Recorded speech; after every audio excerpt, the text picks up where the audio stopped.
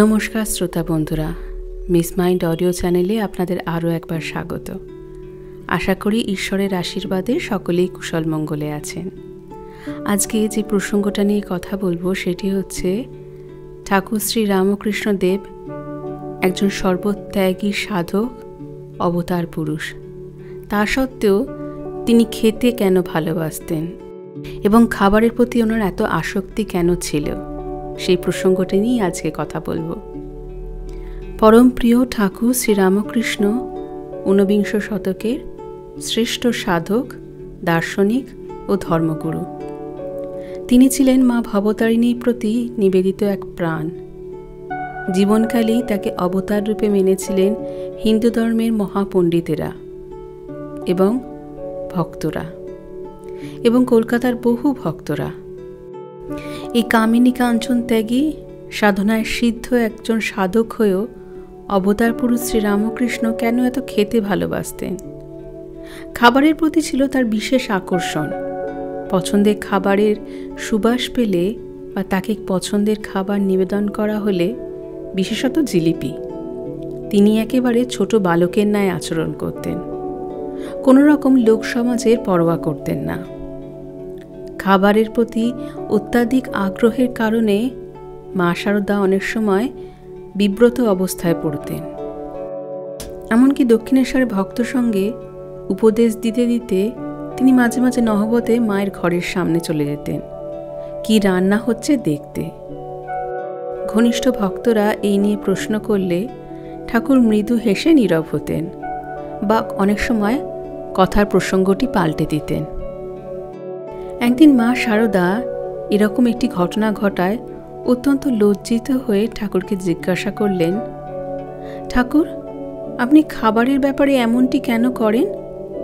আমি এতে মাঝে মাঝে খুব লজ্জায় পড়ে যাই, বিশেষ করে ভক্ত সন্তানদের সম্মুখে। ঠাকুর বললেন, আমার প্রারব্ধ কর্ম শেষ হয়ে গেছে, তাই খাবার আঁকড়ে ধরে আছি। যেদিন ছেড়ে দেব সেদিন চলে যাব। মা ভাবলেন ঠাকুর নিশ্চয়ই আসল কারণটি বলছেন না। মায়ের এই মনোভাব ঠাকুর বুঝতে পেরে বললেন, দেখো, তুমি আমার কথা বিশ্বাস করতে পারছো না, কিন্তু একদিন করবে। যেদিন তুমি আমার জন্য খাবার আনবে আর আমি সেদিন খাবারের দিকে না তাকিয়ে অন্যদিকে মুখ ঘুরিয়ে থাকব, সেদিন জানবে আমার শরীর আর মাত্র 3 দিন থাকবে। মা এই কথাটা সেদিনকে মন থেকে মেনে নিতে পারলেন না। কোনো স্ত্রীর পক্ষেই তার স্বামীর মুখে এমন কথা মেনে নেওয়া সম্ভব নয়, সে যত বড়ই সাধক হোক না কেন। মা ওই কথাটি মেনে নিতে পারেননি। তিনি বেশ আঘাতই পেয়েছিলেন নিশ্চয়ই। এবার এই ঘটনাটি ঠিক 7 বছর পরে, কাশীপুর উদ্যানবাটির ঘটনা। দোতলার ঘরে ঠাকুর রোগশয্যায় শায়িত, শরীর একেবারে বিছানার সাথে মিশে গেছে।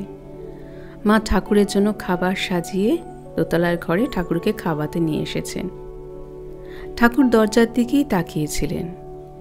মা হাতের থালা করে খাবারটি নিয়ে ঘরে ঢোকা মাত্রই ঠাকুর অন্যদিকে মুখ ঘুরিয়ে নিলেন। ঠাকুরের তখন এতই শরীর খারাপ যে নিজে হাতে করে খেতে পারেন না। মা ঠাকুরকে খাই দিতে উদ্যত হলে ঠাকুর খেতে চাইলেন না এবং মাকে মনে করে দিলেন 7 বছর আগেকার সেই দিনের কথা, যেদিন ঠাকুর বলেছিলেন, তুমি যেদিন খাবার আনবে আর আমি সেদিন খাবারের দিকে না তাকিয়ে অন্যদিকে মুখ ঘুরিয়ে নেব, জানবে সেদিন থেকে আর মাত্র 3 দিন আমার শরীর থাকবে। আজ সেই দিন। কথাটি শোনা মাত্রই মার বুকে যেন একেবারে একটা অব্যক্ত যন্ত্রণা ফুটে উঠল। তার হাত থেকে খাবারের থালাটি পড়ে গেল এবং এই ঘটনাটি ঠিক 3 দিন পরে ঠাকুর মহাসমাধিতে লীন হয়ে যান। পরম পুরুষ ঠাকুর শ্রীরামকৃষ্ণ প্রত্যেক দিন সচেতনভাবে খাবারের প্রতি এই আগ্রহটি দেখাতেন, কারণ তিনি বুঝেছিলেন যে এই সামান্য খাবার বা কোনো ঐহিক বিষয়ের ওপর মনটি আকৃষ্ট না রাখলে তার আত্মার শরীর ছেড়ে বেরিয়ে যাবে। তাই খাবারের মাধ্যমে তিনি মনটিকে নিচে নামিয়ে রাখতেন।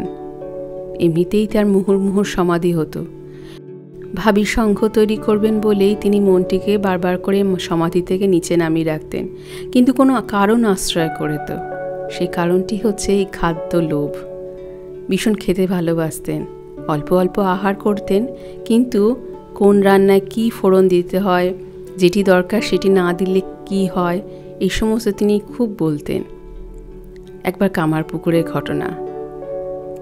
লক্ষ্মী দিদি রান্না করছে, রান্নায় দরকার ছিল কালো জিরে ফোড়ন, কিন্তু ঘরে কোনো ফোড়ন ছিল না। ঠাকুর বললেন, আনিয়ে নাও না দোকান দিয়ে, যে রান্নায় যেটি দরকার সেটি না হলে তো হয় না। এরকম ছিল ওনার খাদ্যাভ্যাস। বিশেষ করে জিলিপি খেতে ঠাকুর খুব ভালোবাসতেন, গলা পর্যন্ত খেয়েছেন ভক্তের বাড়িতে। এবার কেউ অনুরোধ করলে কিছু খাওয়ার জন্য ঠাকুর বলতেন, আমাকে চিড়ে ফেললেও আমি খেতে পারবো না। কিন্তু অমনি যেই বলা হতো ঠাকুর এরপর জিলিপি আছে, ঠাকুর অমনি বলতেন, আন আন জিলিপি আন। এরকম ভালোবাসা ছোট ছোট জিনিসের ওপরে, এটি ভালোবাসা নয়। ছোট ছোট জিনিসের ওপরে মনটিকে রেখে মনটি নামিয়ে রাখা, যাতে তিনি শরীরে কিছুদিন থাকতে পারেন। এই আমাদের মতো তিতাবদগ্ধ মানুষদের একটু শান্তি বাড়ি তার কথার মাধ্যমে দিয়ে যাবেন বলে। আজকের এই অডিওটার মাধ্যমে আমরা জানতে পারলাম ঠাকুরের কেন খাবারের প্রতি আকর্ষণ ছিল। আশা করি অডিওটি ভালো লাগবে। যদি ভালো লাগে চ্যানেলটি সাবস্ক্রাইব করে একটি লাইক বাটন প্রেস করে দেবেন, আর পাশে থাকা বেল আইকনটি প্রেস করে রাখবেন, যাতে চ্যানেলে নতুন কোনো অডিও আপলোড হলে আপনারা তার নোটিফিকেশন পেয়ে যান। আসবো আবার কোনো নতুন অডিও নিয়ে। ততদিন ভালো থাকবেন। নমস্কার, ধন্যবাদ।